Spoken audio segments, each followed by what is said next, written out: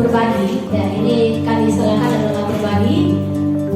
Saya perkenalkan, kita di sini bertiga adalah calon guru penggerak yang akan mengikuti kegiatan BIMTEK kurang lebih 9 bulan untuk sementara ini. Bapak Kepala Sekolah yang saya hormati, rekan-rekan calon guru penggerak yang saya banggakan, teristimewa teman-teman guru SMP Negeri 1 Tilahuta yang sangat-sangat saya banggakan. Jadi setelah itu oleh guru-guru yang lain yang bisa sebagai calon-calon berikutnya, yang pasti tidak berarti hanya sebagai calon. Calon itu yang nantinya, ya kalau kita katakan calon kandidat, berarti nanti sudah ditetapkan sebagai guru penggerak yang sudah melewati bulan-bulan yang sudah diprogramkan sampai berakhir pada postes ya. Proses berbagi yang kami ambil untuk kali ini karena kebetulan kami di sini bertiga dan setiap CGP itu harus diminta untuk bisa mengupload video pengibasannya, maka tadi kami sudah berembuk untuk menyampaikan proses berbagi atau pengibasan ini dengan cara panel. Terima kasih atas kesempatan yang diberikan kepada saya. Baiklah, untuk mempersingkat waktu, saya akan membawakan materi tentang kebutuhan dasar manusia. Nah, jadi di sini ini termasuk pada modul 1.4 itu menumbuhkan budaya positif yang ada di lingkungan kelas maupun yang ada di lingkungan sekolah. Nah, menurut Dr. William Glasser, ini seorang psikiater dari Amerika, menyatakan bahwa seluruh tindakan manusia ini memiliki tujuan tertentu, yaitu memenuhi kebutuhan dasarnya. Nah, untuk kebutuhan dasar manusia ini ada 5. Yang pertama, ini kebutuhan untuk bertahan hidup, misalnya kesehatan, rumah, dan makanan, atau kebutuhan bertahan hidup lainnya. Kemudian yang kedua adalah kebutuhan merasa diterima. Nah, kebutuhan ini meliputi keinginan yang tetap terhubung dengan orang lain seperti berteman, keluarga, teman kerja, dan kelompok di mana kita tergabung. Kemudian yang ketiga adalah kebutuhan akan kebebasan. Nah, murid harus diberi kesempatan untuk membuat pilihannya dan bertanggung jawab atas pilihannya. Murid itu memiliki kebutuhan merasa kompeten, jadi terampil diakui, pencapaian dan keterampilannya didengarkan, kemudian bisa membuat dampak dan berpengaruh pada mereka untuk memiliki rasa harga diri.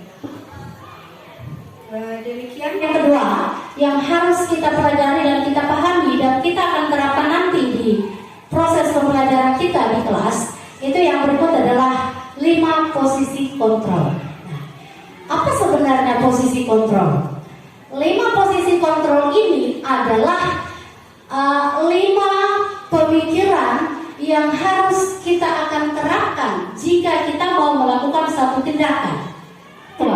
Posisi pembuat merasa bersalah. Artinya, posisi pembuat merasa bersalah, si siswa ini kita usahakan dia merasa bersalah dengan apa yang dia lakukan. Posisi teman. Nah, posisi teman ini salah satu contoh ya, kita menggunakan sifat yang lemah lembut, kemudian kita menyampaikan bahwa tadi ibu sudah menjelaskan baik-baik, tapi kamu tidak, ayolah bantulah ibu. Posisi pemantau. Nah, di sini pada posisi pemantau ini kita menerapkan sanksi dan konsekuensi. Ya. Jadi kita memantau apakah sanksi dan konsekuensi yang kita lakukan ini apakah ada efek jerahnya, ada adalah manajer. Ya. Nah, pada posisi manajer ini kita akan melakukan suatu tindakan, kita tidak menghukum dia, kita tidak menindaki dia, tetapi kita berusaha untuk dia bisa mencari solusi. Kita akan memberikan pengantar kata-kata yang bisa membuat dia sendiri yang menemukan solusinya. Dalam restitusi, ketika murid berbuat salah, guru tidak boleh mengarahkan untuk menebus kesalahan dengan membayar sejumlah uang, memperbaiki kerugian yang timbul, atau sekedar meminta maaf. Karena kalau fokusnya ke sana, maka murid yang berbuat salah akan fokus pada tindakan untuk menebus kesalahan dan menghindari ketidaknyamanan. Jadi mereka tidak nyaman ketika apa yang mereka lakukan itu mereka harus tidak buat. Jadi mereka harus menebus kesalahan, padahal tidak seperti itu yang semestinya dilakukan oleh seorang guru. Jadi restitusi lebih bersifat ini lebih bersifat eksternal. Sementara di restitusi itu diharapkan muncul motivasi-motivasi yang bersifat intrinsik. Kemudian ciri yang berikut, restitusi memperbaiki hubungan. Nah, restitusi adalah tentang memperbaiki hubungan dan memperkuatnya. Restitusi juga membantu murid-murid dalam hal mereka ingin menjadi orang yang apa dan bagaimana mereka ingin diperlakukan. Restitusi adalah proses refleksi dan pemulihan. Nah, proses ini menciptakan kondisi yang aman bagi murid untuk menjadi jujur pada diri sendiri dan mengevaluasi dampak dari tindakan mereka pada orang lain.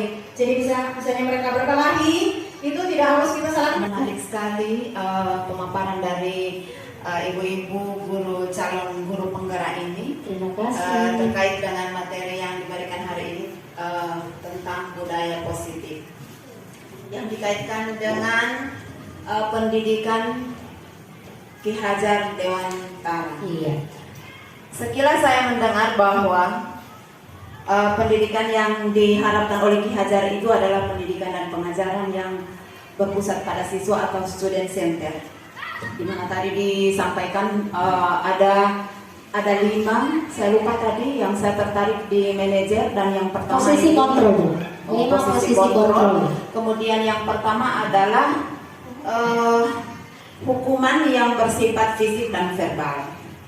Kemudian diakhiri oleh Ibu Edris yang di mana kita menangani siswa, diupayakan agar kita tidak menghakimi siswa.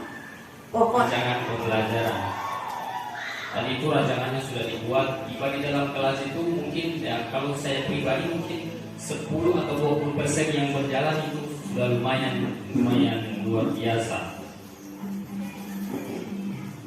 Jadi semua yang disampaikan tadi menurut saya sesuatu yang ideal, karena kalau dia begini nantinya anak-anak begini, kalau begini anak-anak jadi begini gitu. Tapi kalau ke prakteknya ya pasti tidak seperti itu ya.